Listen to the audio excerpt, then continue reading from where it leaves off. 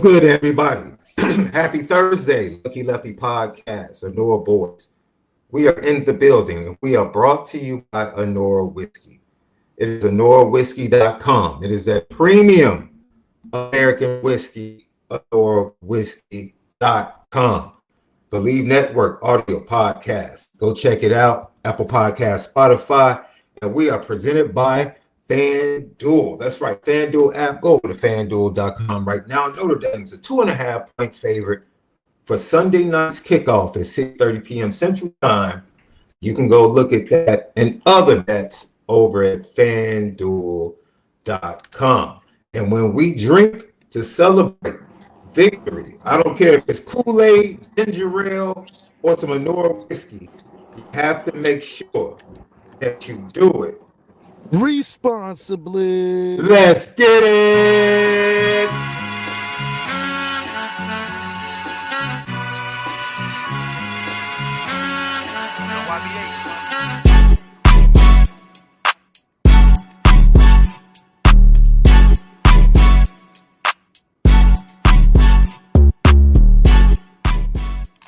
Lucky Lefty Podcast.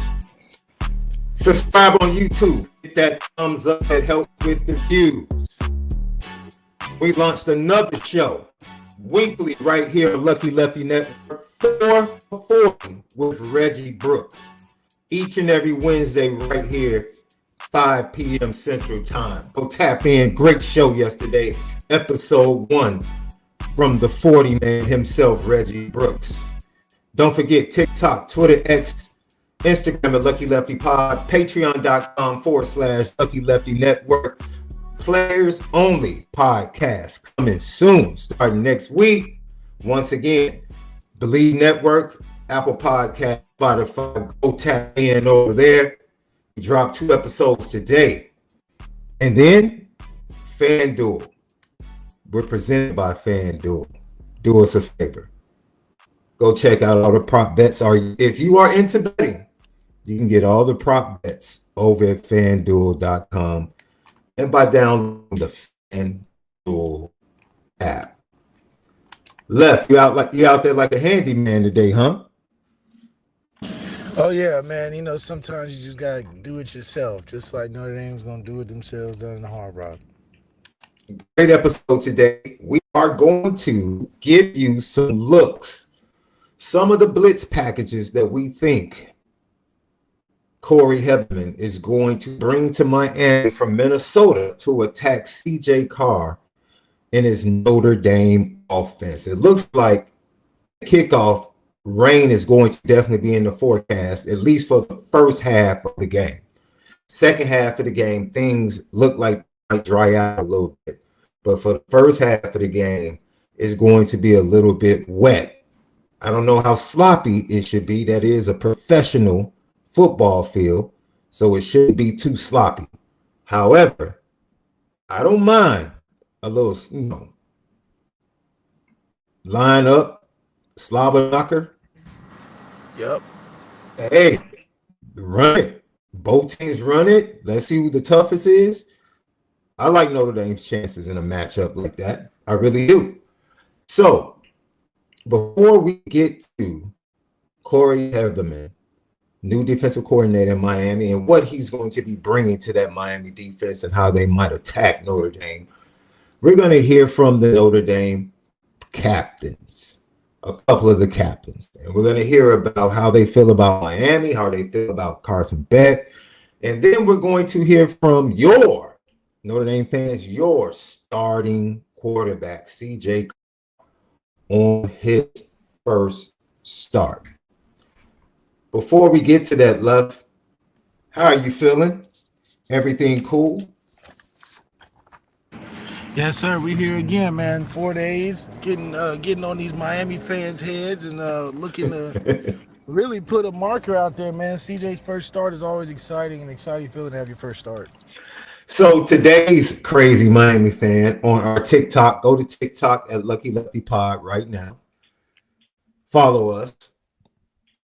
A crazy fan told me today that Notre Dame is scared because they've listed Jadarian Price and Jeremiah Love as their kickoff and punt returners.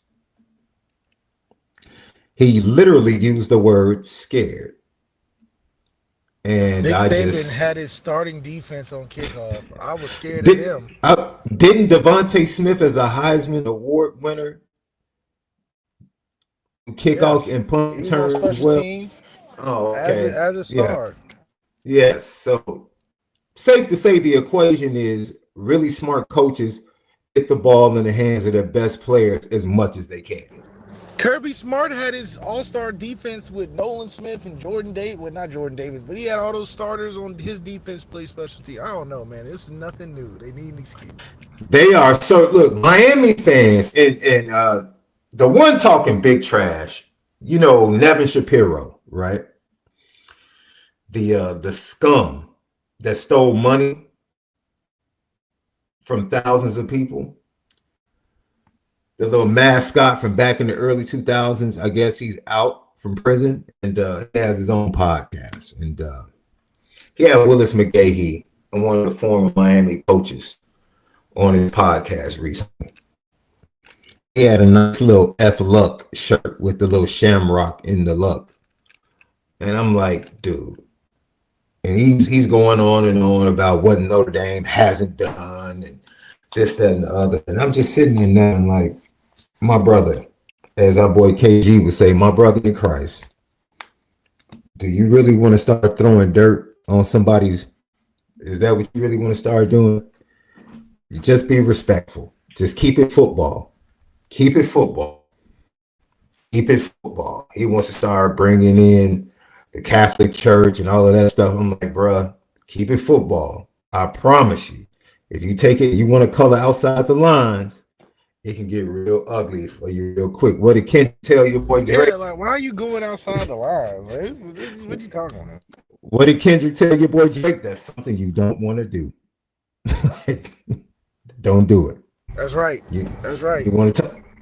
So, before we get to all of that, let's go ahead and hear from Chris Ash. Chris Ash, look, I thought I would never see a defensive coordinator give you less than Al Golden.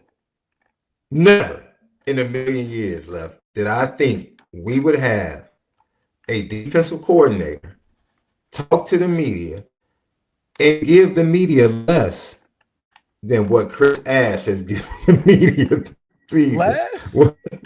Dude, Chris Ash is basically giving you, man, he has to have the most modern coach speak booklet that he's memorized. He has to. Have to, bro. It is insane. Every time he speaks, I just shake my head like nothing. Yep. Well, he gave us nothing. It was no different.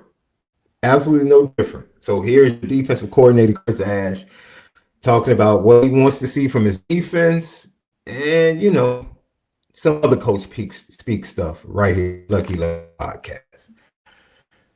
Oh, man. I just want to see him playing really hard. The effort's got to come through on film. I want to see us be fundamentally sound, situationally aware. Don't want to see the team beat ourselves, and we want to take the ball away. You know, those are the things that we want to see every single Saturday. You mentioned taking the ball away. That's been a hallmark of this defense for a few years. How critical is that to the success, the overall success of this program? Yeah, it's for every team. You know, every defensive coach talks about it. Everybody works it, but it's another to go make it happen on game day. And these guys have done a great job of that. It's about the habits that you build every single day, the year-round commitment, getting that done, and hopefully those results don't change. You know, your first year at Notre Dame, what do the emotions look like now going into the game? Well, to start, being here at Notre Dame is a tremendous honor. I'm really privileged to have this opportunity. I can't wait to go be a part of this organization on game day and see these players go play for each other and play really hard. And just go out and be the best that we can be. And just to be a part of that is really special. And I'm really humbled and honored to be here. And Marcus Stringer talked about Donovan Hinish being a standout guy. What have you really seen from him so far? He's just consistent every single day. He's a guy that shows up. You can trust him. He's going to do all the hard things, and he's going to do them consistently. He's just always doing what he needs to do to get better, and he's just for everybody else just by what he does. Okay, Left, what did he give you?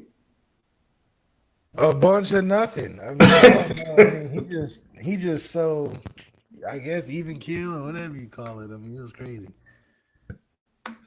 I told you, ladies and gentlemen, I know Al Golden would literally just not give you anything, but I'm here to tell you, if a whole season of an entire season of Chris Ash, whew, that was 3 different questions that I pieced together for like a minute and 15 seconds. Yeah, it's gonna be painful for him. It's gonna be painful. I think a little bit. He's just being a little coy. He's trying to be the new guy. He don't want to speak too much, I guess. But man, he doesn't make it convincing or get the fans riled up about just how special the team he has. He's coaching with, but that's okay because at the end of the day, it's not about what he says in the press conference. We're not going to score any points or get any sacks during this time. And I think it speaks a lot to just the professionalism that Marcus Freeman has in the building. These guys have been there and done it before. So Chris Ash, especially coming from an elite, top, phenomenal program coming from Jacksonville Jaguars, he understands. He gets the media takes. So he's going to give the breadcrumbs out because that's what he's been trained to do at the highest levels of professional sports, especially football with Jacksonville. So I'm excited to see his excitement grow over the season and how we, win games and be consistent. And I'm sure he's going to have a lot more to say when we play better teams. One of the things he talked about is something that I think he walked in and inherited, and that's playing hard. Like you already heard Marcus Freeman talk about his team on the pivot. They're not going to give up. They don't give up. And that is something that I think he kind of inherited. I don't even think he had to come in and talk to this team about playing hard, never giving up, running to the ball. That culture already exists. Al Golden did a great job. We're going to hear from Drake Owen. We're going to hear from Adon Schuler talking about the high level of communication and how the communication has gotten even better. So people question whether or not this defense, because of what they lost, and some really good players, Xavier Watts, Riley Mills, Howard Cross, can they be just as good or even better than they were last year? And I'm going to say convincingly, if I were a betting man, I would lay my money on the side of a definitive yes. This defense is going to be better.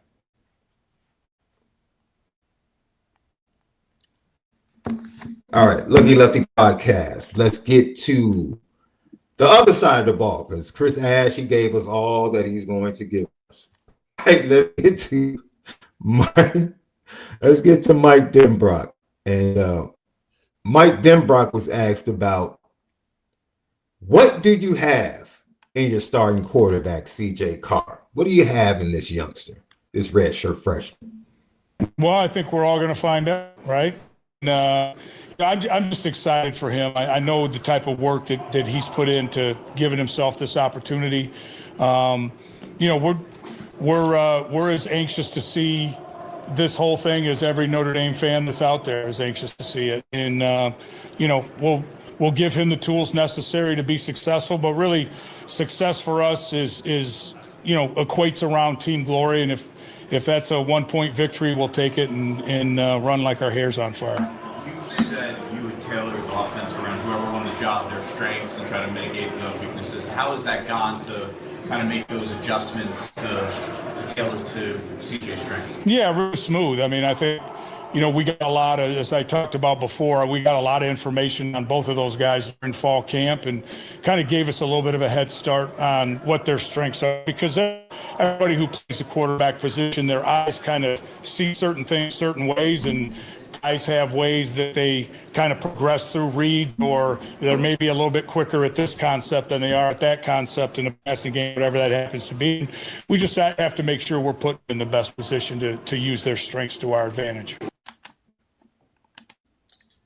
Yeah, he sums it up pretty much. Just use your strengths to advantage. You know the kid has confidence. So can he meet that moment when you call that big down the field play that everybody knows is coming, and can you complete the football? Well, all the things that they talk about CJ Carr, you expect him to be able to do that. And we're not asking him to throw it 30, 40 times a game. That's the thing that I think Denbrock will keep an eye out for. One, for the weather, and two, just because he's young. I'm not expecting CJ to have 35 attempts a game.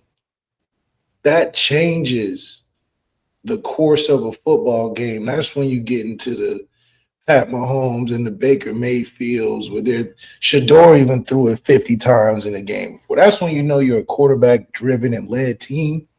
Fortunately for us, we don't have to do that. We got Jeremiah Love, Darian Price, Aeneas Williams, Nolan, Jabron Payne, Jaden Gray. I mean, the names go on and on to where we don't have to play like Miami did last year, where Cam Ward had to have 400 yards and 6 touchdowns to win. We don't need that. That's a great role for a guy like CJ, who already has the confidence to just go in there and do his job at a high level. We're talking about 21 passes, 23 passes at the most. Now, you could do a big damage doing that, throwing some screens, a couple down the field shots with the one-on-ones, maybe a good dig or over on play action or something. You know, I don't think Denbrock's going to put him in a position where he's calling pass plays for the run, where we're so in that running the ball, we can't do anything, that we have to throw it to run it, essentially. That's not us. 20 to 25 times, me and you, Sean, can go out there right now and be all right.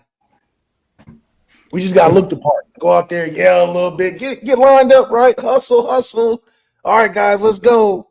Get the first down. Yeah. I mean, that's our part.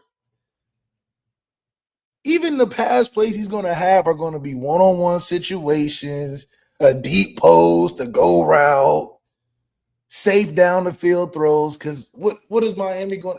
Is Miami going to force us for CJ to play fast? I doubt. Now, can CJ possibly, like any other first-day starter, go out there and fumble the ball maybe early on, or throw a crazy pick, or, you know, something unfortunate happening? I'm sure we've planned for that. I don't want to get on Twitter, he throw a first pick of the game, first quarter, and I got all these Miami fans tweet me, "Oh, I told you, he's sorry."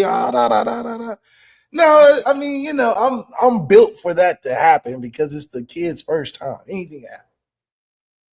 But by the end of the game, I'm sure the scoreboard and his stats will be different than the first fumble snap or something. You know, I wouldn't be excited for a Miami fan if that was to happen, you know. But Denbrock, I think he's got it. He's not going to overwhelm this kid. Clearly, he wants to take on the whole world. And hell, with an offensive line like that and a running game like that and some receivers that can ball, I'll be talking a lot of stuff too. So this is just an exciting moment for them to come out, and I just don't think the environment is going to be the same as Texas A&M last year. So, like, what are we really expecting? We just want a hard-fought game in the start of the season, right? Yeah, and I think one of the things we really need to think about this matchup, Love, is whether or not it's going to be difficult from a sound perspective. I just don't remember Hard Rock being that loud watching college football games. I've watched a lot. I love Cam Ward. I watched a lot of Miami football last year. And I just don't, from a sound perspective, that's what I worry about. Like, can the quarterback hear? Can the young quarterback communicate? Especially in this game, I would venture to say that Ashton Craig is going to be a high-value player in this game with checks and making sure that the offensive line is flowing the right way, because we're going to get to some things that Minnesota likes to do that I think is going to be very important that the quarterback, offensive line are lock in step as far as picking up blitzes and things of that nature. That's what I'm saying. You also have an experienced group of guys that have somewhat played together, somewhat been out there before. So even down to the pre-call checks, CJ probably isn't going to be very responsible for in terms of first game. I doubt he's going to be in full control of the protections. I'm sure the O-line is going to handle a lot. I mean, really, guys, this is not a walk in the park for CJ, but this is way more manageable than being in another program.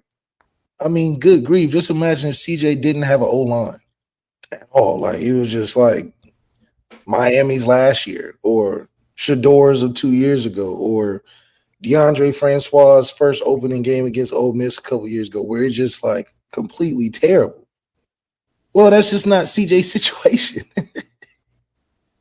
We can run the ball. If anything, CJ's going, conversely, they're going to come out with the story of he's ahead of his time. He's such a great leader, man, and manager because he's going to go out there and play good with everything around him, and it's just going to make him look better. And there's nothing wrong with that. But I'm just excited to see this finally come to fruition. I've been speaking a lot about how good we're going to be, but Sunday night will just prove it. And it was cool to hear Denbrock say, "Yo, we're just as excited to see what he's going to do as Notre Dame fans are." Yeah, it's your first game. Yeah. No script. Yeah. You out there just raw. Let's see if you. And you know why. You know the real reason Denbrock is excited, bro. Yeah, he wants somebody to be a reflection of his calls out there now. He wants to see that ball in the he gets to pull that real playbook out the attic. Yeah, the thing has been dusted off. He probably had to reprint some of the pages because over time when they was in the dark for so long, the ink fades. So he had to redraw some stuff. He had to patch some things up, tape some staples, some stuff, some bundles together. Because he had to tuck it away for a good while. Remember, the playbook last year was comic book thick and comic book laughable. So now we get something a little deeper. Something with the big three, the 3-prong binder, you know what I'm saying? One of them big binders and stuff. So apparently CJ's, like I said, ready to attack it all. And for a confident guy that's never played, that likes to throw the ball downfield, that's great ingredients for an excited Denbrock to call some things down the field. Now, he's not going to give him empty sets, just everybody go deep, play jackpot, but there's going to be some one-on-ones with MALIK Fields, some one-on-one with Jaden Greathouse that at least will have a better chance than 50-50 last year. Remember, last year, Riley Leonard was saying, I'm going to throw it up and guys are going to make me look better. He did say that. He did say that. Somebody's down there, they're going to catch it with my jersey on. That's what he was sending kites out there. He was hoping. So hopefully if CJ can be any better than that, like remember, guys, we're just asking for an over 3,000-yard pass. In the year 225, that's not even average. That's like getting in the door. So his expectation bar is very low, which makes it also exciting because he can raise it so fast, and it's just, it's going to be a media firestorm. Whew. So once again, 6:30 p.m., Hard Rock Stadium. Notre Dame, number 6 against Miami. They're a 2.5-point favorite over at FanDuel. Download the FanDuel app. Just simply go to FanDuel.com. Let's hear some more from Mike Denbrock. He talked about being excited about CJ Carr and finding out, like everybody else, excited to see what they have in the young man. But one of the things that I think we talk about CJ Carr, and I want to put this out here right now so we can get it flowing in the chat. Everyone in the chat, give me your predictions for the stat line for CJ Carr in this game. And whoever is the closest or hits it on the head will receive a free Lucky Lefty Spin It Different t-shirt that features none other than the original Lucky Lefty himself on the front, because you already know you gotta do it better. The stat line's better than the stat line I put out there. Woo, I don't know if he could. I don't know if he could up your stat line against Texas, bro. That was dead pretty on. impressive That was stat line. dead on. Yeah, that was dead on. Yeah. No. So I'm go talking ahead. not my stats. I was saying Okay. my predictive stats for his line. Okay. All right. So put it in there. And whoever gets closest will receive a free t-shirt next week. Lucky, Lefty, and Fashion Geek. Mike Denbrock had this to say about CJ Carr ahead of his first career start for the Fighting Irish. Really excited about his eagerness to kind of dive in deep end. And, he wants a lot of responsibility.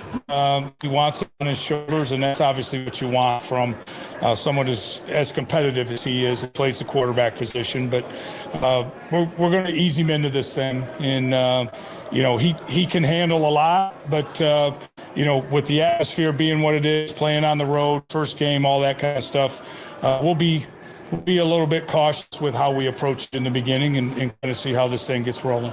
And then what did Sullivan and Kirby do well in camp that's kind of put them in this position? Yeah, I think they're just both really competitive guys that both have shown the ability to start at right guard and do some positive things, both in the run game with creating some space and some movement up front, but also with their pass protection. I think both of them have come a long way where that's concerned. And, it's something that will get sorted out here in the next day or so. Yeah, Denbrock's no fool. You know what I mean? Now, mind you, CJ Carr is not the number one pick of the draft, generational talent. Just throw him the keys and anything can happen.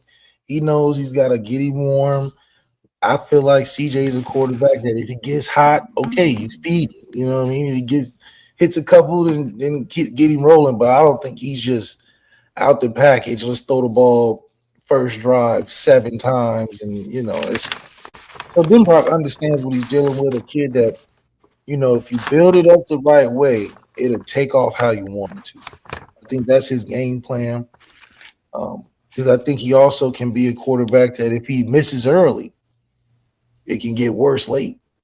Now, I'm not saying this can happen. It's just coming from what you hear, comparing it to quarterbacks to similar tasks and stuff.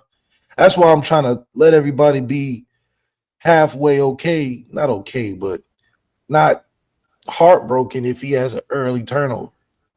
If you hear from the camp stories and watching the spring and hearing from, he's going to have some turnovers. That's just what it is. He's going to have some turnovers. He had 3 just one after another, and, but I think that just comes with the confidence, comes with the ability. So Denbrock probably understands that. He's like, man, if I just give it to him too early, he can literally throw us out the game, essentially. But when you have running game, listen, we run it enough, they're going to have to respect it, and you're going to get everything open for you that you want. You can even hold the ball a little bit because you got a whole line. So I'm just super confident that he's going to be in the position to succeed. Yeah, we're going to get to some of the things that Notre Dame can do to attack this Miami defense and what their defensive coordinator, Corey Heatherman, likes to do and what he's going to bring over from Minnesota. Minnesota had a very underrated defense. Very underrated defense. If you go and watch their game against USC, they held, I think, Penn State to their lowest total on the ground against Big Ten competition. And then they just totally dominated Virginia Tech defensively as well. So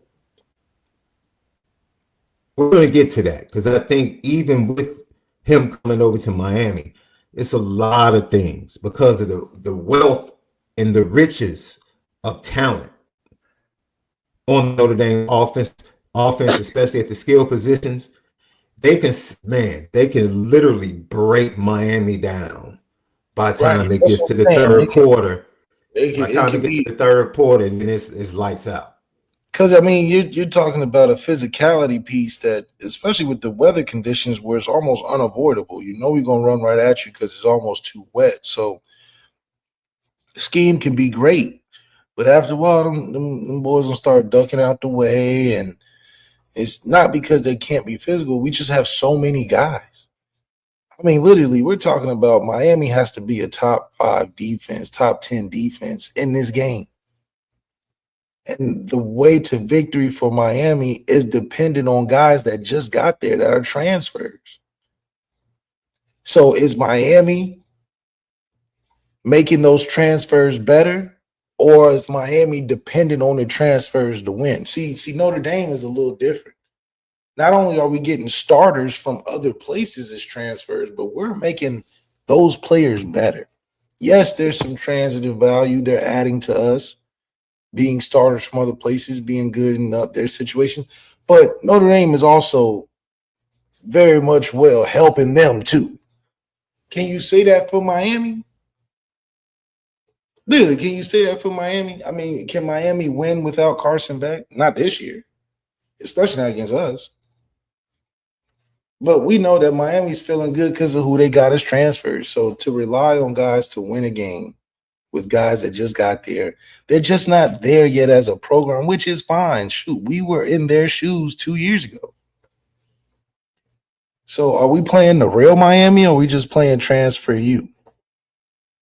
Because that's what college football is. We're playing a team loaded with a good amount of transfers that they're dependent on winning as while they bring up their young guys. But we're past that as a program. We're adding transfers as a luxury. You add Devontae Smith, that's a luxury. You add a Stroman, that's a luxury. So we'll see what happens. All right, let's get to some of these predictions. If you don't get a chance, and if you're watching this later, you're not watching this live, and you're watching this, we want you to have a chance as well. If you're free, spin a different t-shirt, courtesy of Fashion Geek and Lefty. So you need to type into the comments your predictions of CJ Carr's stat line in his first start against Miami, or you can hit myself at SD2 Mics or Left at Overtime Malik on Instagram and Malik ZAIRE 8 on X. Inboxes, let us know what you think the stat line would be. The closest stat line, or the stat line that is saying that's right on target, will get a free t-shirt courtesy of Fashion Geek and Lucky Lefty. Jay Lamont says 16 to 25 for 225, 2 touchdowns and 2 picks. Ice V 18 to 25 for 230, 2 touchdowns. D Mont, Mr. Food Lover, 17 to 21, 311, 3 touchdowns. Jason Smith, 15 to 24, 198, 2 touchdowns, no picks. The Rhino, 22 or 29 for 320, 3 touchdowns. Captain D, Coke, 70. CJ, 15 or 20, 190, 2 touchdowns, no picks. And then Jimmy Page tapping in. Thanks, Jimmy, for tapping in, man. It's good to see you. CJ will be 12 of 19, 225 yards, but 1 touchdown and 1 interception left. I'll say it right now. It's a couple of 300-yarders in there. If he comes out the gate with 300 yards, bro, It's gonna be a long season. It's gonna be a long season for teams. Mm-hmm. Our run can be 250 a game. If we really wanted to, our run game can be a 250, 150 yards from CJ a game. Perfect and ideal stat line for CJ throughout the season if he's averaging around 22 to 24 completions. This is prime CJ this year. 22 to 24 completions. Getting around 250 a game. 250 let's say 230 a game. And 2 or 3 touchdowns. That's going to New York, putting us in playoff position, you leading us. Right? Because if you're doing that, the run is wide open. The run is wide open. Now, can you do that every game? I'm not expecting the first 4 games. Now, can you pop out versus what? After the second game is a pretty smooth sailing, isn't it? Until shoot, I mean, you got games really crazy. You got crazy games. thing is if he's throwing for 300 week 1, he gets a bye week to prepare for Texas A&M. Yeah, which means it's an extra week of practice. But Texas A&M will also have some actual film on CJ Carr, something that Miami doesn't have. CJ Carr can really have one of the best seasons in Notre Dame history at quarterback due to all the factors included, due to he's very capable and he's got the confidence. So, you know,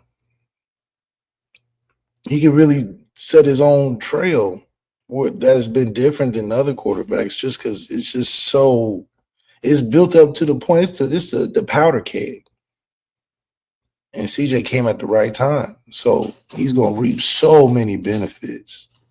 Just being average. Now, remind you, this is only because of what we had last year and the year before. If you could just do bad, I'm serious, guys. I don't think y'all understand. Y'all talking about him now. Let him just have 3 good games. Y'all going to be saying this man is it's going to be great. It's just going to be great. Because the hype train is crazy. What was that post you quoted? Like the arm of Josh Allen, the accuracy of Joe Burrow, the legs of Lamar Jackson, like just good grief. Yeah, that's where it lost me right there. That's where it lost me. The legs of Lamar Jackson, like, come on, man. They're always hype train. They're always throwing that Lamar trade in there like it's just so easy. Like, man, this man doesn't run full speed, guys. Doesn't run full speed and runs past your favorite defender. Like, that's just you don't just give that trade out to people. It's like the clutch gene of Patrick Mahomes. I'm like, whoa. I don't know who has more hype, the Bryce Underwood from Michigan or see that's who we need to play first game, just the hype game. If we play Bryce Underwood first game, they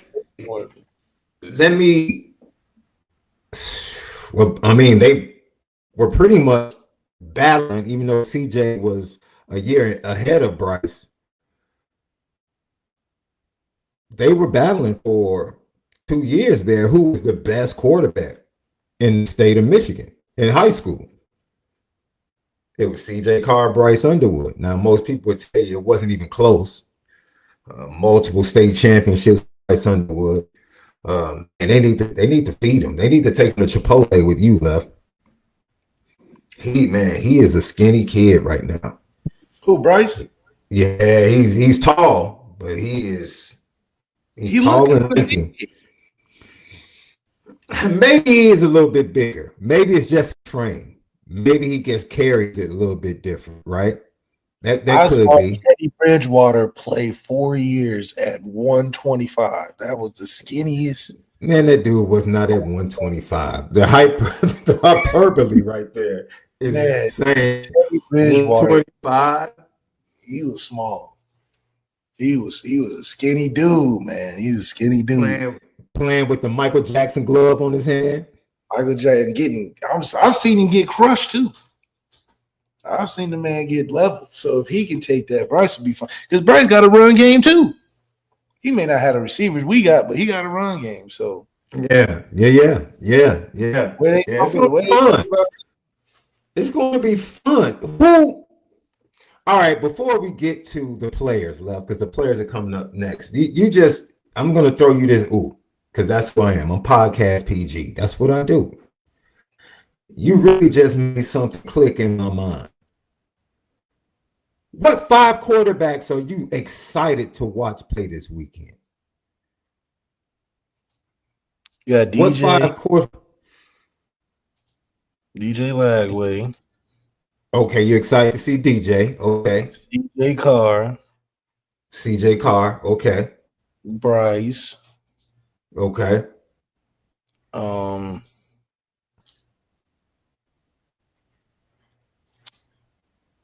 I want to see Dylan Raiola. Yeah, they should be much better around Dylan this year. And then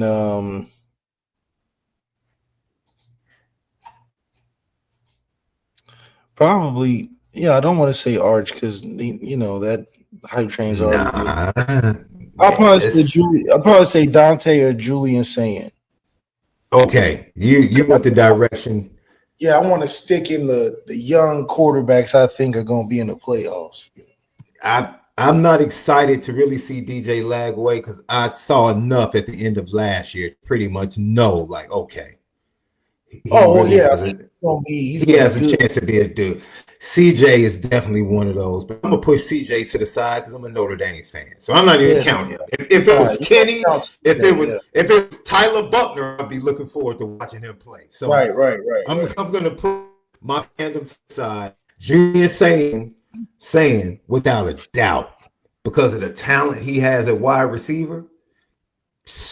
Definitely excited to see him play, especially with Arch on the opposite side.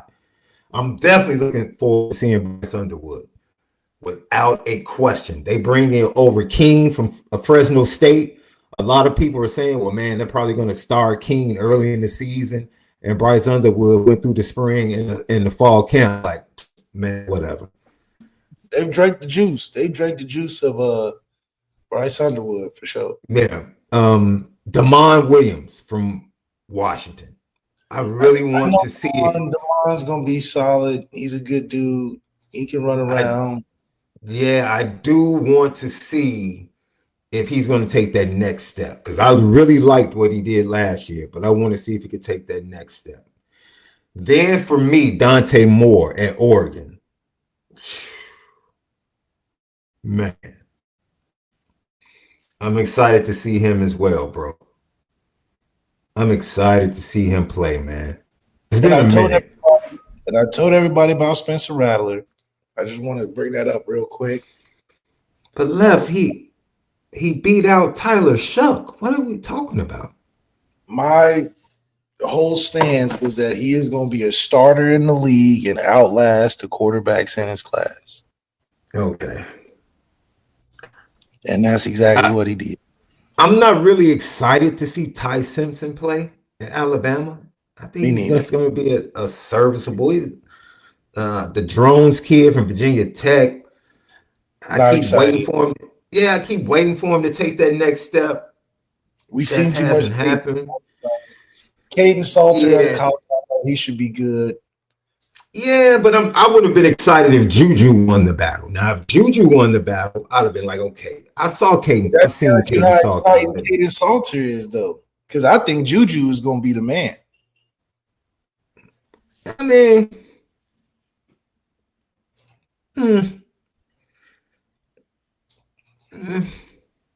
because I called one of Caden Salter's games at Liberty when I was doing CBS.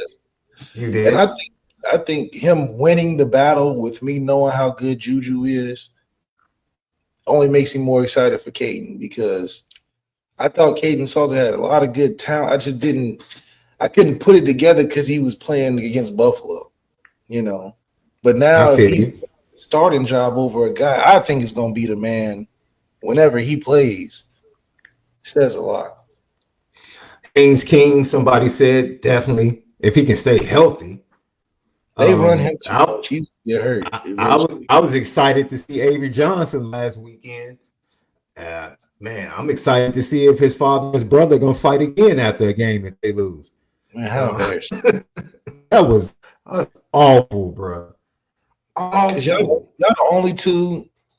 Do you understand what it takes for me, dude? Do you understand what it would have taken for me to stand over my father and punch him, dude? In front of all them people. That he had to be on something. In front of all them people. And then you quarterback's family. Good grief. You in front of the quarter. Just embarrassing, man. And Avery had to be embarrassed.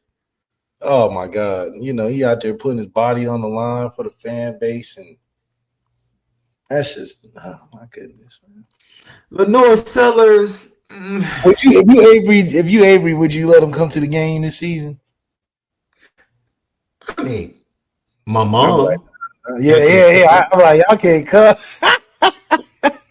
If I were Avery Johnson, I would tell the athletic department, the SID, can you I please ain't got make no up a ticket. fake no, Yeah, can you make up a fake rule that it's a 3-game suspension with fights for family members at games? Like, dude, just take it off me. Just make up a random rule. yeah. They gotta get that Tyrese Halliburton dad treatment. Banned for life until they win a couple games. Until they win a couple games and come back. Until they're banned for life.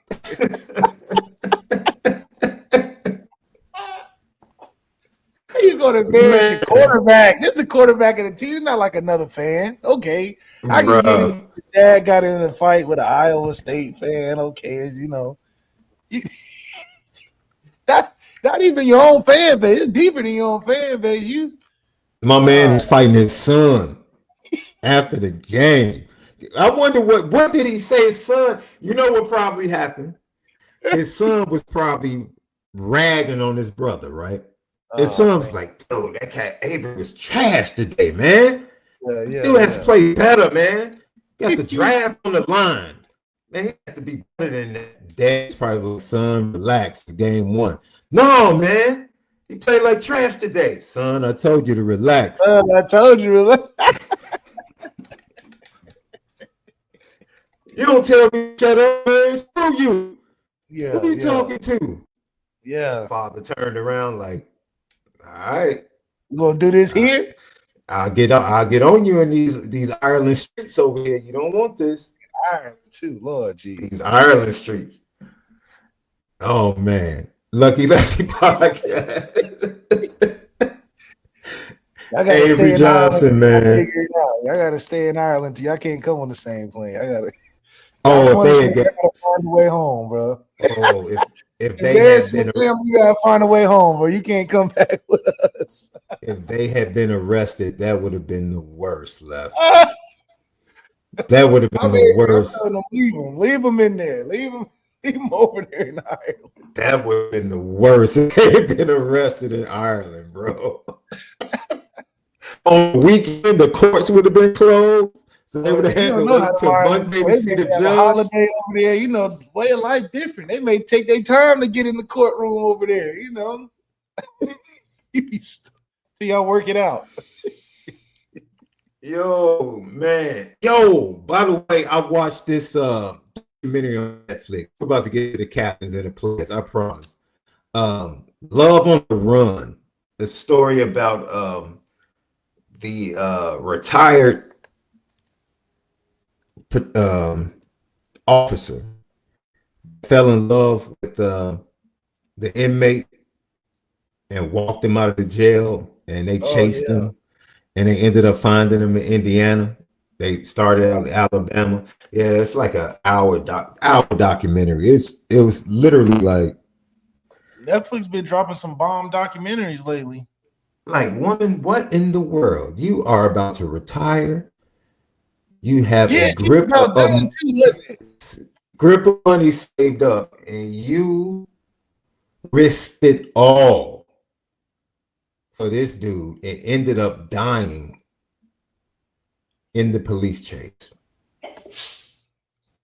It was sad, man. It was just sad. And sometimes, like, you just wonder what makes a person risk it like that, you know. But the background with her, you know, first divorce, her husband got addicted to drugs, and then she lost her second husband. He died prematurely. You just never know, man. At that point, they said all she had was the job and her dog. You know, so this is excited for her, man. Yeah, he said a little something. I think the first thing he said was about her derriere. Told her she had a nice derriere. It don't take much when all you got is a dog. You know? Yeah. From there, it was like, oh my God, I'm in love. Like, oh boy. See, that's why you gotta get hobbies, man. You gotta get some hobbies out here, man. Lucky Lefty podcast. So let's go to the offensive side of the ball. Some of the captains. Let's start with Emil Wagner. By the way, Notre Dame fan, I'll post the link on my I'll post this link on my social media after the show. Aaron Taylor sat down with Joe Rudolph for like 30 minutes. I believe the show is called In the Trenches. It's on YouTube. Former Notre Dame All-American left tackle Aaron Taylor. Great interview. You can go to like the 16-minute mark, and he does a film breakdown of Emil Wagner and Billy Schrauth from their first snaps before they became starters, like when they were backups, and like the technical difference and how their game has progressed. It's an app, and they talked about Harry Heastan. Joe Rudolph has a connection to Harry Heastan. And they talked about Aaron Taylor told stories about Joe Moore, and Aaron Taylor was like, Joe Moore made them base block the entire offensive line, base block. They didn't learn scheme, they didn't learn any plays.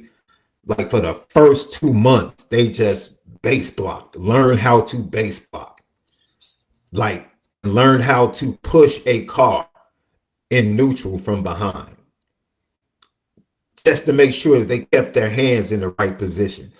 Just really, really great. Notre Dame fans, you'll love it. You'll absolutely love it. Go check it out. I might pull a couple of clips for tomorrow. It was that good. So speaking of that, one of your captains, right tackle Emil Wagner, he talked about how excited he is for this matchup in this season. I think big environments are always unique wherever you play, and I know whenever we go to anywhere in the country, we're going to give us our best. And so having the opportunity to kind of go through that playoff series and play in the environment and just be around like loud fan bases and intense moment, high pressure, just gives us like experience and gives us a chance to like calm ourselves down when we see it again.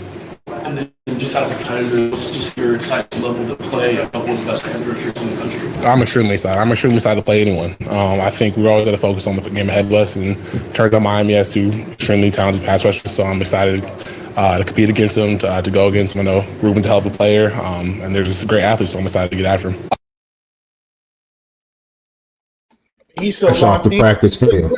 Where the media team at? They don't wipe the man face, nothing good. They out there right out of drills. And catch an interview. I mean, good grief. Let's have some awareness now. Media members, hey, you got a little something. I mean, it don't take much. You got the man out there. That's how you know he locked in. He ready for Saturday. He can't even get the stuff off his face. But super excited for Wagner, man. He was a great story coming in, two-way guy, proved himself, got better over time. I mean, it's the process. Just a guy that comes in and gets the full car detail, washing and all that. Now he's in a good position where he's a captain and a good role model. He can tell guys coming in how it's going to go and why trusting the process is great.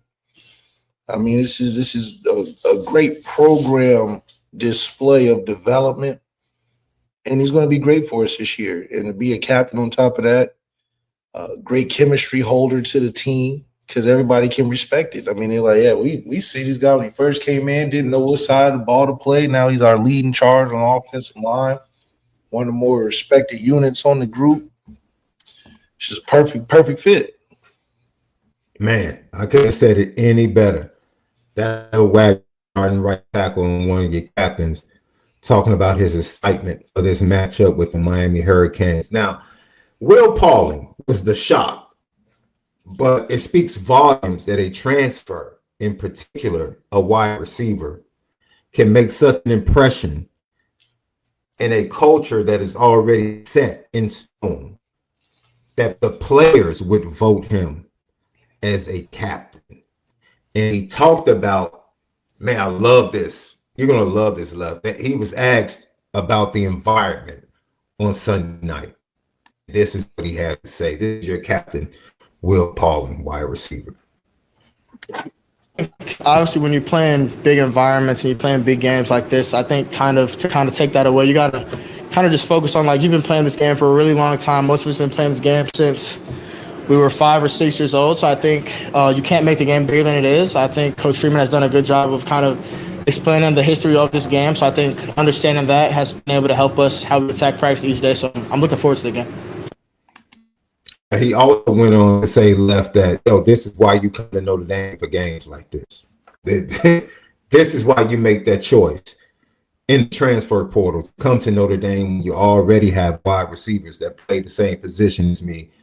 You want to come and play in big games like this to be on the biggest stage. And young man, from the time he got on campus, has made a huge impression on the players and the coaching staff. I'm excited. He's one of the players that I'm excited to watch play. If we did a list of Notre Dame players, let's do that tomorrow, Left. The Notre Dame players we're most excited to watch play on Sunday. Let's do that tomorrow. Will Pauling would definitely be on my list, without question. Yeah, absolutely. Especially with the fact that, he's just a story, man. Like you said, it's different when a culture isn't established and you try to get these older guys to come in here and kind of provide leadership. But we already had that. We were asking to come in to help to impact the receiver unit, and you end up impacting the entire team as a guy off the street. I mean, it's destined for you to have a good season coming up, especially with the chemistry you was able to convince the team and the staff of. I mean, that's underrated, and that's well-deserved, as opposed to a Riley Leonard story where, the quarterback gets the nod more. So it wasn't the same. It wasn't the same feeling, I'm sure, from the team. It was probably understood why the decision was made earlier. I mean, but this is more of a fan favorite feel to it. And I think it'll show throughout the season why he became a captain. I agree with that. I'm excited to see the young man play. He was also asked. Now, Left, I know you want to hear this. You've been waiting, especially after the announcement was made. Like, all right, let's hear from Marcus Freeman. But even more than that, Left, you were like, I want to hear from the wide receivers. I want to hear from the wide receivers what they think about CJ. And Will Pauling, this was his answer. His thoughts on CJ Carr. I think when you think about CJ and how he kind of commands a huddle, I think it kind of surprised you because he's a redshirt freshman, so he's a young guy, but you wouldn't guess that at all. He's very confident, not only in his play, but as well as how he's able to lead an offense, a locker room. So I think that's what makes CJ so special. It's he's well beyond his years. I think that's going to be really good. Yeah, you love to hear that, Left. You love to hear that. He has moxie. Volley for the football, man. Volley for the football. And I think it's awesome, man, for an older guy like that to feel good and a younger guy coming in and acknowledging his presence, because that helps. CJ just got to play the part. Toss the ball around and play the part. So I think CJ understands, like I do, man, you got the sweetest situation ever. You just got to play the part. Go in there and be fake confident. You're not even fake confidence. When I see Jeremiah Love standing next to me, that offensive line, a couple receivers, what can't we do? Let me throw it deep every play. So I'm telling you, CJ is the perfect fit, perfect time, perfect era where the team is. He's got everything in front of him. Now we want to hear from Jordan Faison, who was also asked about CJ Carr, Left, and this is what he had to say about his starting quarterback. Yeah, he's got it all, especially for a younger guy. He can understand defenses. He understands the playbook, both all the ins and outs of it, everything. He knows the read. If, maybe we mess up or he might be late on the throw, we come back, talk about it, have great discussion about it, go out the next play and get it right. Just to have that guy be so young, but be matured is great. Obviously, Riley liked to run the ball as well last year, but talk about some of the major differences between the two, between Riley and CJ. I mean, yeah, obviously, Riley could also throw the ball as well, but he had great legs. CJ, he could run a little bit too, so it'll be fun to see that scrim out of pocket and whatnot.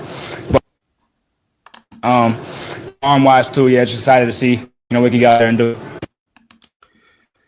Jordan being very nice to Riley Leonard. No, he said it perfectly. You see how when he mentioned CJ running, it's fun because that's not what he does. It's not what he does. It's fun to see him do it every once in a while because he can show you he can, but that's not what he does. Now, if we go back to 3 years ago when they talk about how you feel about Tyler Buckner, he can run like Lamar, he can do this, he can do that with the running. He's exciting when he runs the ball. Let's fast forward to CJ. How you like CJ? Man, when he missed a throw, we talking about it. We getting that chemistry down. He know what the defenses look like. We talking about it, so I can get in the right place. He throw it on time, boom. Oh, and when he run around, it's fun. We laugh. It's kicks and giggles when he runs because it's fun. We watch it.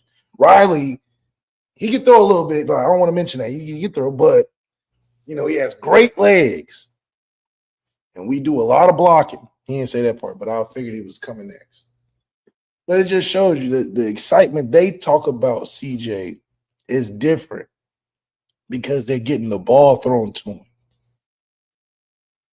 These guys are talking about how they're getting the ball thrown to him. That's coming often.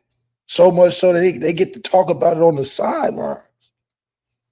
How many receivers was talking to Riley Leonard on the sideline about the ball? Oh, we missed it over here. We got to do this different. Oh, he can see the deep. I didn't hear one coach talk about Riley understanding the defense.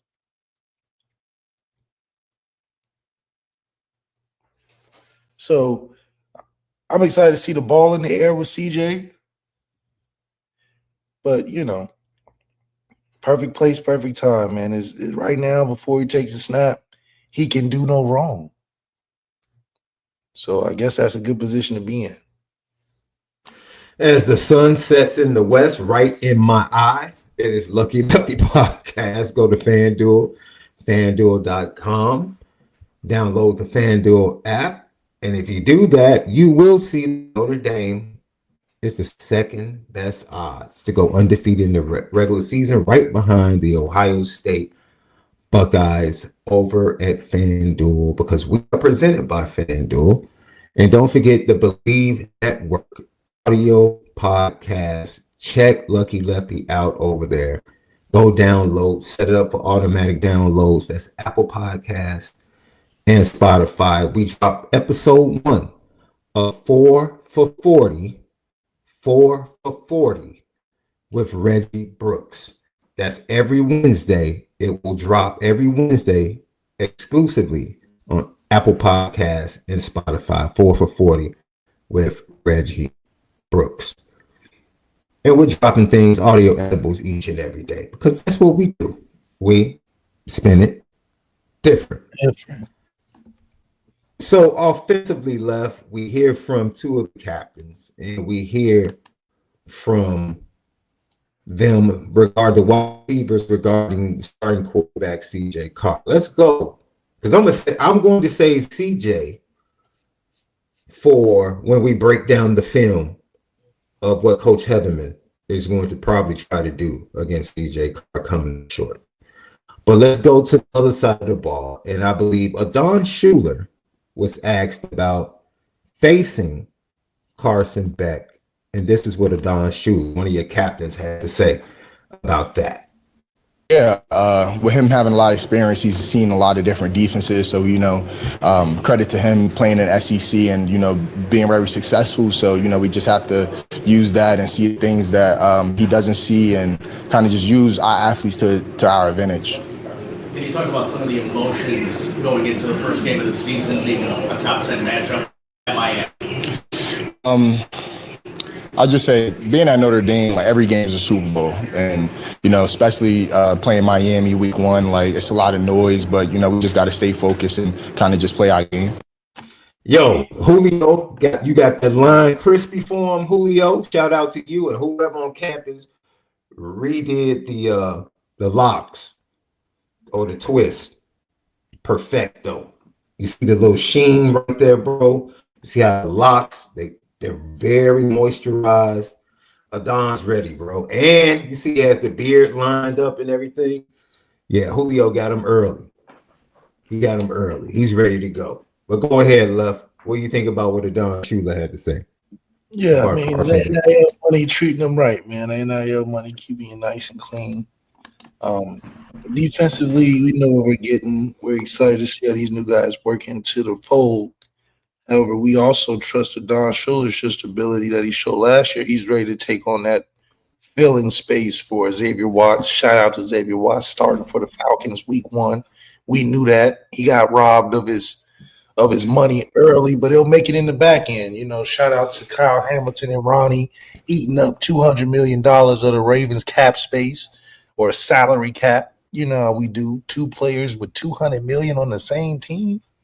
That's how we do, man. That's what we do. So if Kyle Hamilton's doing that, Xavier Watts will make his money real soon, and it's cheaper to make money in Atlanta. So, for these guys, man, Don Schuler knows that he's in position to run the defense, take on that role that seems to be passed down now. We can say there's a passed down leadership, so to speak, role in that secondary unit. And guys are just falling in line. So Leonard Moore and Christian Gray going to be giving it to the younger guys, and it's going to be a great secondary showing out there, especially for the first week. Yeah, I think one of those things that you think about with a Don, he said we're going to allow our athleticism to take over and kind of take some things. Some subtle, he said as well. We're going to do some things to take advantage of what he doesn't see. I that didn't slip by me. It's almost like Marcus Freeman said they did a lot of work on Carson Beck with the expectation. This was before they even played Indiana, with the expectation that they were going to face Georgia. They ain't face him against Georgia, but they get to face him now against Miami. And Don Schuler drops that little jewel. Like, it's not what he sees, but we feel like we can take advantage of the things that he doesn't see. What is Don alluding to right there, Left? Is he saying that Carson Beck can see ghosts every now and then? Is he saying if you change the picture at the snap, he has a tendency to like get lost in his progression? What is Don Schuler alluding to right there when he says we will be able to take advantage of the things that he doesn't see? Changing picture as the snap is post-snap and pre-snap, changing the picture, giving him different shell looks at the start, and maybe even to the effect of Carson Beck's ability to lock on his main target. If his main target isn't there, you have a chance to rob him. If he's getting locked on to a guy, especially if we're playing man and he's just so dead on a matchup, potential safety to rob that situation, considering play man, get him some picks because you can't see everything when you're locked in on the receiver. So maybe some of that, I think, the ability for us in our development as a defense to be comfortable enough to show one thing and give another. That's because we're in year 3, 4 of a program. Like Chris Ash said, come in, he's not changing necessarily the structure of defense, which means this is a year 4 defense. 4 years on, Jaden Mickey probably be better in year 4 of this defense. So these guys are not seeing anything new, as opposed to Miami situation where they got a new coordinator, new players transferring in. We talked a lot about that hindering the team when you have a new coordinator. You think all of that stuff is going to gel? They're going to be firing like Minnesota's defense last year, the first game playing together? I doubt it. So, and their biggest thing was communication. Their biggest thing was talking to each other. So if that's their biggest trait that they need to work on, add that to a whole new defense. You can tell when things start flying, they're going to have some things to work out. But that's why I said Miami would be good throughout the season, but first game is just a bad matchup when you're going against a team in year 4. Other than that, are we saying Miami's a national championship contending team? And I don't think so. Yeah, I've heard, and Ken Gibbs, I think he was on with me, Left, and he was talking about the situation in Miami year 4, and I think he had kind of a confrontation low-key confrontation with Coach Cristobal at the ACC Media Day when he asked Coach Cristobal about, the talent, the depth, and whether or not he feels like the program has met expectations or has underachieved. And Mario Cristobal pushed back on KG's questioning and said, really just kind of threw the program under the bus upon his arrival, talking about we didn't have NFL talent when I got here. And last year we put NFL, players into the NFL and the roster's getting better. And I'm like, man, just kick dirt on all the kids that laid the foundation for what the culture is, but it is what it is. I guess that's the type of guy he is. I told you he's a front runner, bro. He changes the narrative. It's no different than the coach down the street from him, and Mike Norvell. Mm-hmm. He changes the narrative. Are we playing Miami? Or are we playing Transfer U? This is just another place Cristobal can come bring his program to a destination. He don't take the values of the U and the tradition of the U and apply it to his program. He even told you, like he said, he poo-pooed on the program that he came into because he was looking at it as a rebuild, as one of them fix and flips. There's a fix and flip. He said, "Oh, okay, there's some real estate in Miami. I'm gonna fix this abandoned building up. They ain't have nothing in there. I had to go buy all these raw materials, bring them from all these other places to build a house that can sell right at the target market, nothing above, right at the target market. Now I got to stay for another year. I'm gonna add a pool, add a basketball court. We build it, but it's not the luxury Star Island Rick Ross mansion that we got, but you build it. Yeah. You're across the way. You building your deck to your boat. You ain't got it yet, but you're building the deck to the boat. Yeah. So yeah, I mean, this ain't a guy that's taking the job and embodying the spirit of the program like Marcus Freeman. Marcus Freeman couldn't do a Cristobal job at Notre Dame. He wouldn't have lasted.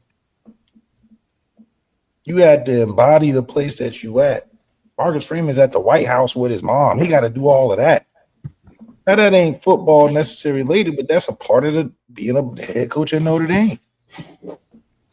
So that's why I'm like, is Mario Cristobal even going to be there in the next 2-3 years? He ain't Mark Richt. Mark Richt's a program builder. Mario Cristobal's a fix and flip. He's trying to make some money and some good real estate. That's why he's talking about the accomplishments he's done at the program, not what the program's accomplishments that he's excited about. Continuing the tradition. He talking about he put in NFL players. So there wasn't NFL players there before? See, that's why you can't trust these coaches from FIU and the ground up, out the mud coaches, because they're not embodying the spirit of the school they taking on. You think Notre Dame, you think Lou Holtz, Marcus Freeman, guys that you would just picture being Notre Dame coaches outside the field. Lou Holtz probably walk around with a whistle. People probably think he's a coach because that's just how he's made it. You know what I mean? Mario Cristobal, is he a real estate developer? He a salesman? He a football coach? He got some vending machines on the side he be working with.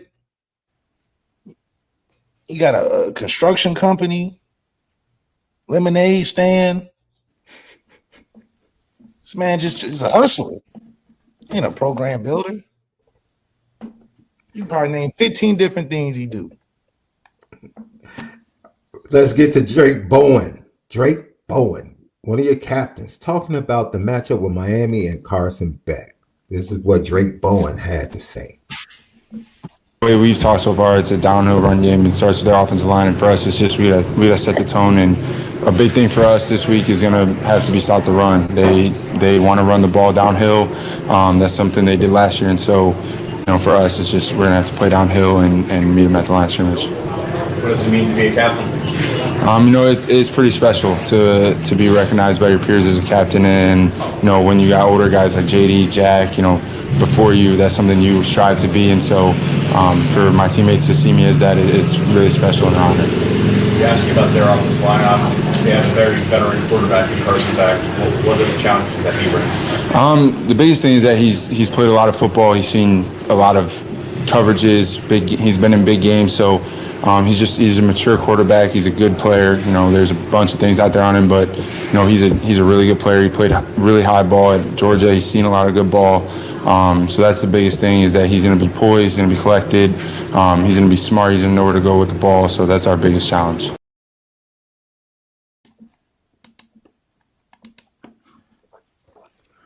Straight to the point. We need to stop the run. That's what they want to do.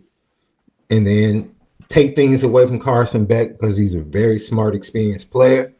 But it all starts with our ability as a defense to stop the run, because they want to come downhill in the run game, which is actually, you know, shocking. You think about who they had at quarterback last year. They ran the ball 46% of the time, Bleav. And that's pretty good. 32 yards for 189 a game on average.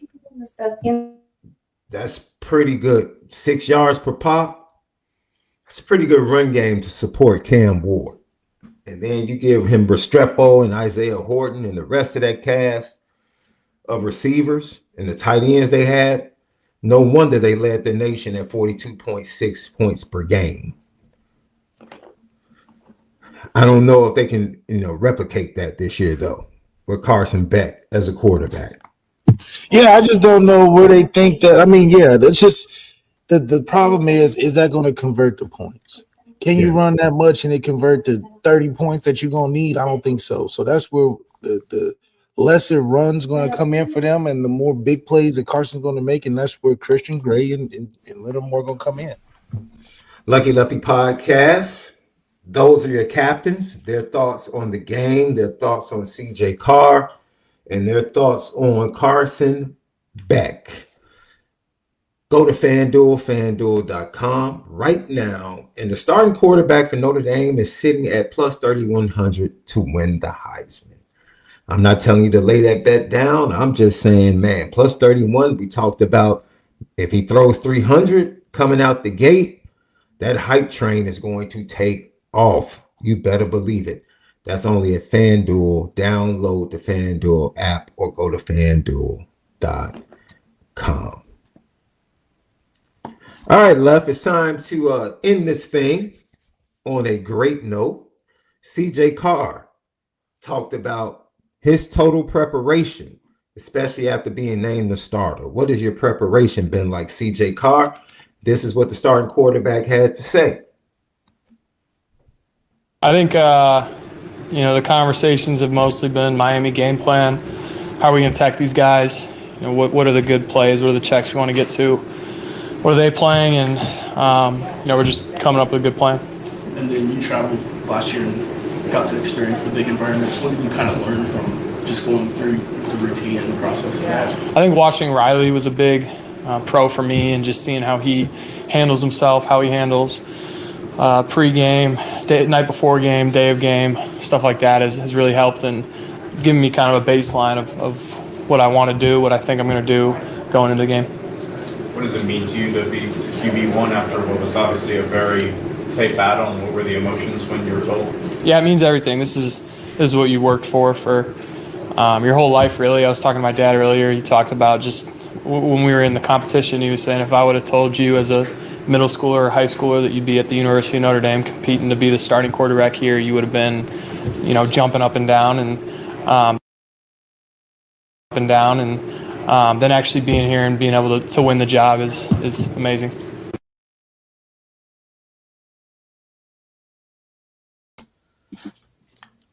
Yeah, just get ready, young fella.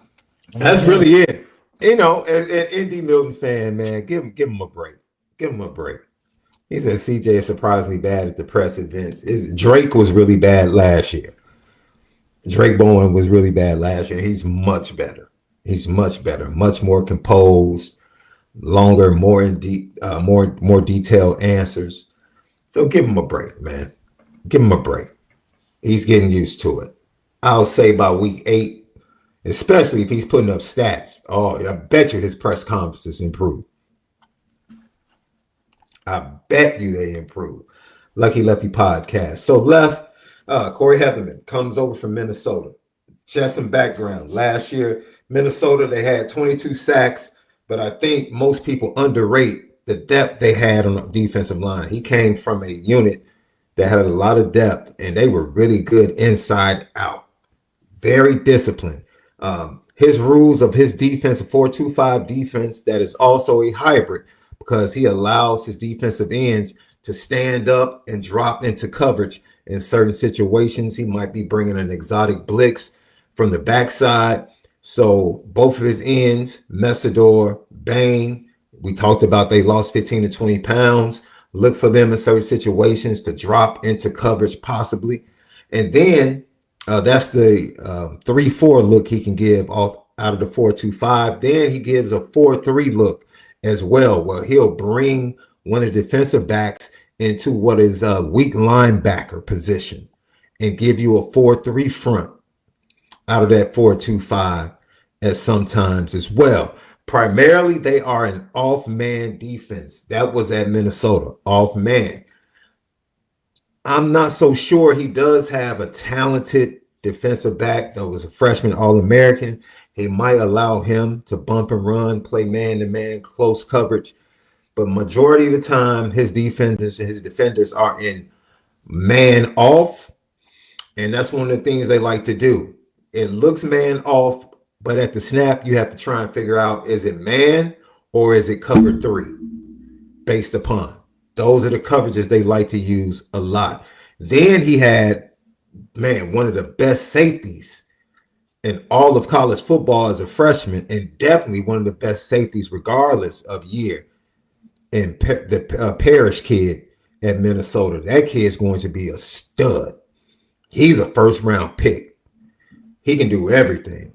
So I don't know if he has someone that good on the back end like he had at Minnesota last year, but we'll see on Sunday night. So that's just a little background on Corey Heatherman and what he likes to do. He has 2 rules: no pass plays over 16 yards and no running plays over 10 yards. That's how they win the explosive play game against their opponents. He said if they can limit those to 5 total, they're going to be really good defensively on that day. So those are the rules of his defense. Aggressive. His defensive ends fly up the field. They fly up the field and they crash. They crash, and then a linebacker scrape around, especially if it's an RPO. Linebacker scrape around to take the quarterback, and they crash down on that exchange with the running back. So maybe that's something that Notre Dame can take advantage of. Pop to the outside. I did look at stats from 3 games left with Corey Heatherman, and apples to oranges pretty much, because I don't think, other than the Penn State matchup, I don't see too many people to have similar talent offensively in the wide receiver room and running back room. Penn State does have a comparable offensive line along with Iowa. So I took the Penn State game, left the USC game, and I took that because USC did a lot with the run game out of 11 personnel. Penn State does a lot of 12 personnel. Iowa does a lot of 12 and 13 personnel, but they run a lot of different concepts: inside zone, outside zone, counter. Both of those teams do that. So I was mix and matching, trying to find how Heatherman approached certain things that Notre Dame likes to do in the run game. And so Penn State, they beat them 26-25. Drew Aller was 21 for 28 for 244. They had 33 rushes for 117 yards. Like I said, that was their worst yard per rush the entire Big Ten season. Lowest output with those 2 great backs in that offensive line. That's 117. USC, they beat them in overtime 24-17. Miller Moss was 23 of 38 for 300, but he threw 2 costly interceptions. USC in that third quarter in that game, they were up 7 going to the 4th, but they really had an opportunity to be up 14 or 17 points. Miller Moss basically gave the game away. In the run game, Moody Marks was very successful because of the way they play off man. they did a lot of counters and were able to attack the edges and the outside of this defense because they do play off coverage and like to be disciplined and keep everything in front of them. So you can attack the edges, and we're going to get to that in a few minutes. Left, you know what the word free access is as a quarterback, right? Yeah, that's all day. They're going to give you a lot of free access throws, some tosses to the running backs out the backfield, some hitches, some outs. Those are going to be available all day against this defense. And then the Iowa matchup, Iowa won 31-14. Cade McNamara, this is crazy, dude. Cade McNamara was 11 for 19 for 62 yards. 62 yards. I don't have a problem saying that I think CJ Carr is going to put up better numbers. Here's the kicker, though. Iowa just lined up and just ran right at this defense. 45 carries for 272 yards. It's pretty good. So, yeah, man. So the Minnesota defense, like I said, they were underrated, man. They were number 6 in the nation in total yardage per game at 298.6. They were 21st against the run. Miami was 22nd against the run. So they were one spot better than Miami against the run. And Miami lost a lot on the interior of that defensive line that led them to being pretty decent against the run.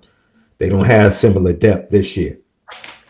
They gave up 117 yards on the ground. That's Minnesota. And then they were 11th in the nation against the pass. I told you they had a dude in the middle on the back end and that Parrish kid that they could just he's kind of like Kyle Hamilton for them. Like, you just patrol. And that allows us to be really aggressive with the middle of the field and taking throws away and forcing everything in the passing game to the outside and not giving up big plays down the field. So with that being said, let's look at some of these clips. Let's look at the Heatherman pressure package. And this is, of course, going to be some Minnesota film. I think this first pressure package is from their matchup against, I think this is against Virginia Tech, if I'm not mistaken, Left.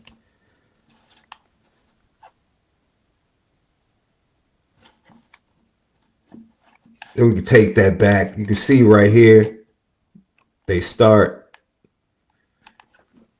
off man. Like I said, they disguise it very well at the snap, which is something CJ is going to have to do. He's going to have to figure out whether or not it's man or whether or not it's cover 3. That's what they do primarily. As you see here, they're giving you the 4-3 look. One of the defensive backs has dropped down into that weak linebacker position. They're playing, I think it's cover 3 behind it. And then yes, 3 deep, 3 under. Yeah. So just, you got 3 guys deep, 3 guys underneath. And they play a little game. But as you can see, at the snap of the ball, the call from the offensive line was everybody shift to the right because that's where the defense was loaded up at. And it's basically 4 offensive linemen against 2 defensive linemen. And the 2 defensive linemen destroy the offensive line. I don't think this happens against Notre Dame, but this is how they end up with the sack. It's crazy, bro. Let's run it. You see right there. So now you see it's literally 4 offensive linemen to the right of the offensive line against 2 defensive linemen for Minnesota. They bring the blitz from the opposite side. Watch how terrible the blitz pickup is by the running back here. See, these are things I don't think we're going to see on Sunday night, but this just shows you the type of pressure that CJ Carr is going to see. He's probably going to see them loaded up to the right, but the pressure is going to be coming from his backside. And right here, you see Drones takes the sack. That's what Heatherman likes to do. But just talk about that. How do you attack this? Like I said, this alignment right here left, even if they blitz, this should be like a quick hitch, a quick screen, or a quick out. Easy access all day long. Yeah, they're only bringing single, so the running back obviously has to play better, but the off coverage with Denbrock's offense gives you some built-in outs, especially at the bottom or the top of the screen, whether it be hitches or choice routes, stuff that you can hit on time to beat the blitz with. You still have a good play running things vertical. If you send 4 deep, you still got some good numbers. But from a protection standpoint, they're not trying to compromise everything they're doing, so they're only going to send one. You can tell by the safety rotated down, playing a man or a match, so to speak, position on the man, so that frees up the single side blitzer, which he's not a big guy. So for a guy like our running backs, should be able to have a good day matching up size with size. So this was a big running free through the offensive line. Now you have a problem. So there's not too much of an issue with them having 3 sliding to the field because it's always a little safer. But for this is pure just running back not stepping up well enough, taking that, but the things that are still open under Denbrock's offense on the outside are still there. So it's just a matter of making sure you protect yourself, and if you can protect yourself, you can play. Yep. So that's one of the things that CJ Carr should be looking out for from Corey Heatherland's defense. This is why I said Ashton Craig is going to be huge in helping this young man set protections and making sure they're in the right calls and then executing. And then the running backs, you heard Jawan Sider. That was one of the things he focused on the spring. Like, we got to be better at picking up blitzes. He talked about that consistently. Aeneas was probably the best of the bunch. Jabron, he was injured, but he was right behind him because he was the third down back before his injury. And so Jadarian and Jeremiah both talked about how they were challenged by Jawan Sider to get better at blitz pickup. And I think that's going to be paramount for both of those young men. Let's go to Heatherman right here left and his 4-3 look and how he does certain things. I think this is, you're going to see Michigan. Yes, this is a Michigan piece. You see right here what I was talking about, 4-2-5 defense. That's that Paris kid. They trusted him so much in the middle back there in the center of the field, man. He was a true freshman, and he was a dog, and they just trusted him. So they dropped the defensive back 4-3 look. They're always going to have one of their ends standing up, right? Is he coming? Is he dropping? What is he doing? That's a signature. It could be Bang. More than likely, it's going to be Messidor. Messidor had 5.5 sacks last year. People talk about Bang. Messidor was the one that got after the quarterback more than Bang. He only had 3.5 sacks last year, so they returned 9 sacks from between those guys last year. But this is watch how aggressive, because this is something Notre Dame does in a different way. They bring the jet sweep to try and influence the backside defensive back, but you can see he stays, so it's obviously a zone. Their normal cover 3. But watch how aggressive the defensive ends are in the way they crash this run play left. This is something you're definitely going to see from Miami. Just, man, look at it. They didn't, no thought. Linebacker scraping up, ready for the quarterback pull. That's Alex Orji right there. Just no respect at all for anything else. I mean, if they pull it and pop it out to this wide receiver for a quick screen, they might have something. You see that, Love? And yeah, they just over rotated and they called a great defensive play. Yeah, so like their numbers are there. You know, their numbers make sense. Mm-hmm. I mean, it's a perfect play call. They scrape, they crash, and then they have extra hats with the safety and the linebacker. They have the numbers covered. I mean, the opposite safety is on the hash, so they fully rotated the defense to slant into this run look. And I mean, you know, it's good. It's makes it a free go for the defense end to crash all the way in there because he has damn near 2-3 guys outside of him. So right, it's a good defensive call, good game plan. Obviously, this is what you want to call for a running team like this, and this is a good defensive structure. Yeah, Lincoln Riley really punished them with the counter. That's how he went against their aggressiveness with their defensive ends getting upfield. He would pull somebody backside, kick them out, and Moody Marks was out the back door. And they ran for 170 yards and really had control of the game until the 2 turnovers by Miller and Moss. So we have one more left.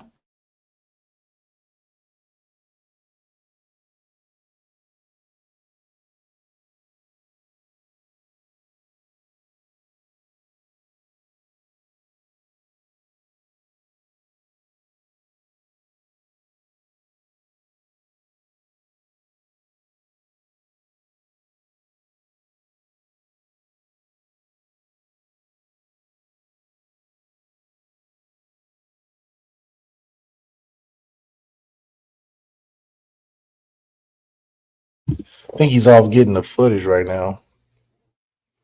He's gonna come back on, show us that last clip, but really excited to see how we're gonna be able to attack a new defensive coordinator. A new defensive coordinator is probably not gonna try to do too much the first game because you can do too much and then we end up getting a 3-score lead early on blown defensive assignments. So they probably want to be a strong base team that has principle in the run and trust their corners against our receivers, and I think that's where the game's going to lie. So good thing is we can run versus any look. Denbrock's been well experienced in dealing with loaded boxes dating back to when I played. So it's not something we haven't seen before, but at the same time, it's what can we do on outside the hashes, which Denbrock has gotten enough plays to do quick screens and everything else.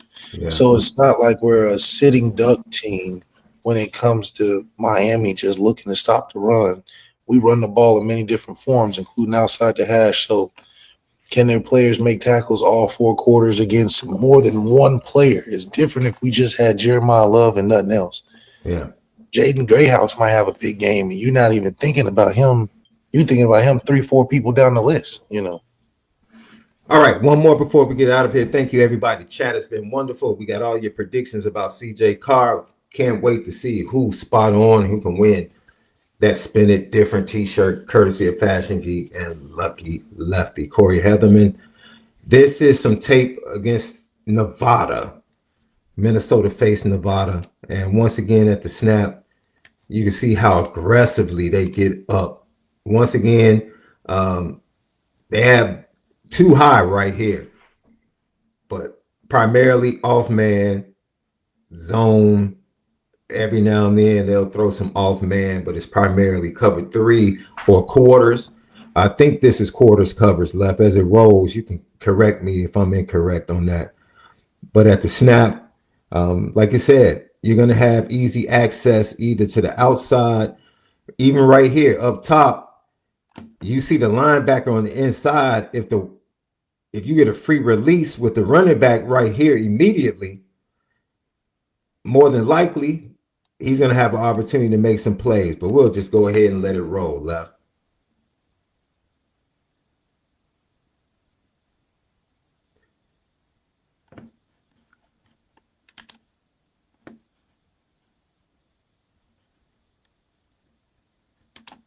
They're basically playing somewhat of a man pressure.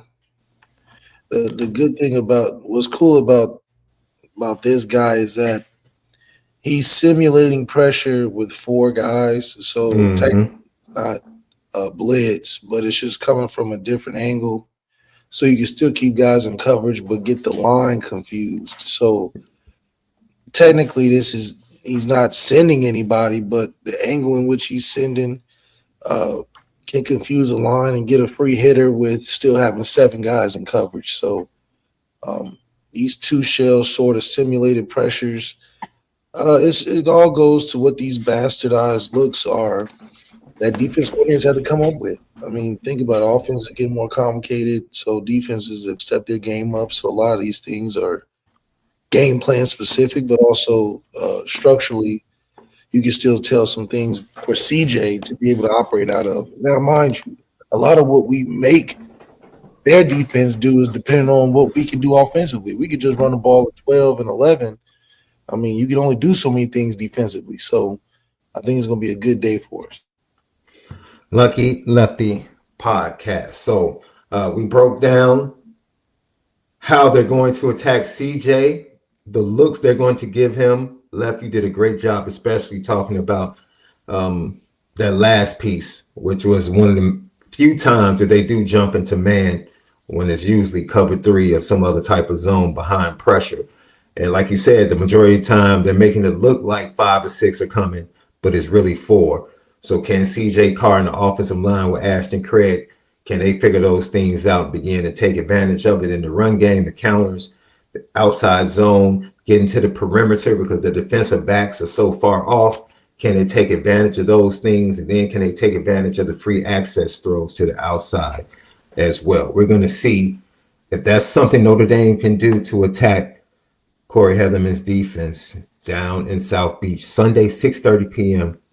Fighting Irish, ranked number 6 against the Miami Hurricanes. Everybody's been great in the chat. Let me get to these 2 super chats and then we can get out of here. James Page, Jimmy Page, how often will we see Love and Price together? Go ahead, Left. You can take that one.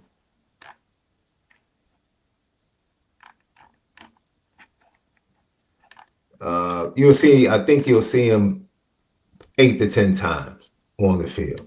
8 to 10 times. And if I'm not mistaken, I believe Jimmy Page had another one. Another super chat. I don't see it. All right. Thanks, everybody. We'll see you guys tomorrow for another thing. We'll give out our predictions and how we think everything is going to go. And then we'll focus on the Miami offense led by Shannon Dawson and what they like to do against Chris Ash and the Notre Dame defense. And then we'll talk about the 5 Notre Dame players we're most excited to watch tomorrow. Have a great rest of your evening. Enjoy college football. 5 straight days. My Illini play tomorrow night. I'm going to have to record it because I will be at Brother Rice watching Braden Parks and another 2028 defensive lineman that Notre Dame is hot on and hot on their trails, on the recruiting trail. So I'll be at Brother Rice. You guys have a blessed evening, but always make sure to continue to spend it different.